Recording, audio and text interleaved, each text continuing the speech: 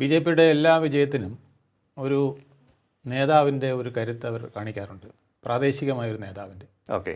അത്തരത്തിൽ മഹാരാഷ്ട്രയിൽ ഉയർന്നു വന്ന ഏറ്റവും തലയെടുപ്പുള്ള പ്രാദേശിക നേതാവാണ് ദേവേന്ദ്ര ഫട്നാവിസ്. ഓക്കെ. അദ്ദേഹത്തിൻ്റെ ഒരു കരുനീക്കമാണ് ഈ വിജയത്തിന് മുഴുവൻ ചുക്കാൻ പിടിച്ചത്. അദ്ദേഹത്തിനെ ആദ്യമാരും കണ്ടതായി പോലും ഭാവിച്ചിരുന്നില്ല. കാരണം ഒരു സൈലൻറ്റ് വർക്കറാണ്. അതെ. അദ്ദേഹത്തിൻ്റെ പ്രവർത്തനത്തിൻ്റെ ഏറ്റവും പ്രത്യേകത അതായിരുന്നു. അദ്ദേഹത്തിൻ്റെ കരിയർ നമ്മൾ നോക്കിക്കഴിഞ്ഞാൽ അത്ഭുതപ്പെട്ടു പോകും. 22-ാമത്തെ വയസ്സിൽ കൗൺസിലറാവുന്നു. 27-ാമത്തെ വയസ്സിൽ നാഗ്പൂരിൽ 27-ാമത്തെ വയസ്സിൽ നാഗ്പൂരിൻ്റെ മേയറാവുന്നു. ഓക്കെ. അത് കഴിഞ്ഞ് 30 വയസ്സാകുമ്പോഴേക്കും MLA ആകുന്നു നാഗ്പൂർ സൗത്തിൽ നിന്ന്. പിന്നീട് അങ്ങോട്ട് സ്ഥിരമായി സൗത്തിലോ വെസ്റ്റിലോ ഇവിടെ നിന്ന് ജയിക്കുന്ന MLA. 43-ാമത്തെ വയസ്സിൽ അദ്ദേഹം അവിടുത്തെ ചീഫ് മിനിസ്റ്റർ 2014.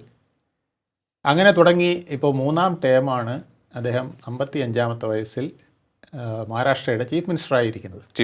അതെ. അത് നമ്മൾ നോക്കുമ്പോൾ വിചാരിക്കും ഇത് ആരോ ഏണി വെച്ച് അദ്ദേഹത്തിന് കയറ്റിവിട്ടതാണ്.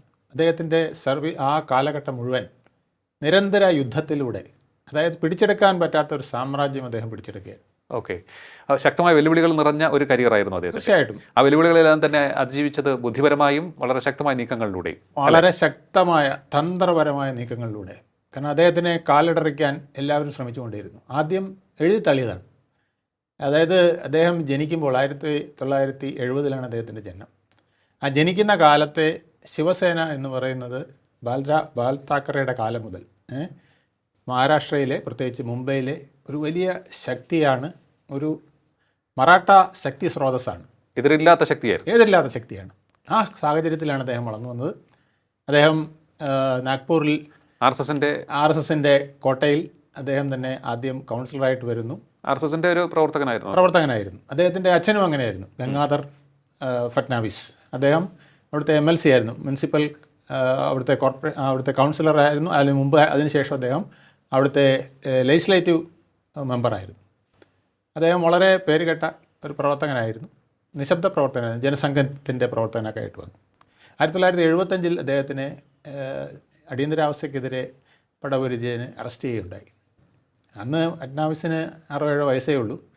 അപ്പോൾ അദ്ദേഹം അപ്പോൾ അദ്ദേഹത്തിൻ്റെ കൂട്ടുകാരോടും വീട്ടുകാരോടൊക്കെ ചോദിച്ചു, എന്താണ് അച്ഛനെ അറസ്റ്റ് ചെയ്യാനുള്ള കാരണം?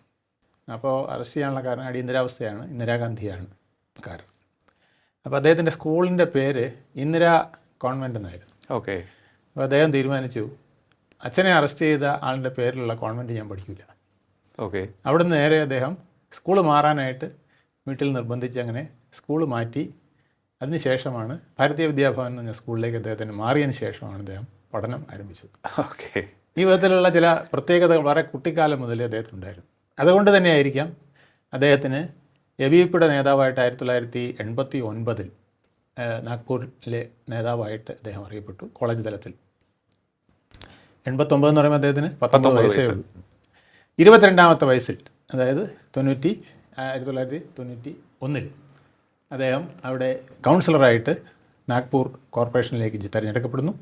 അത് കഴിഞ്ഞിട്ട് അദ്ദേഹം വീണ്ടും മത്സരിച്ചു, കോർപ്പറേഷനിലെ മേയറാവുന്നു 27-ാമത്തെ വയസ്സിൽ. അതിനുശേഷം അദ്ദേഹം നിയമസഭയിലേക്ക് മത്സരിക്കുന്നു.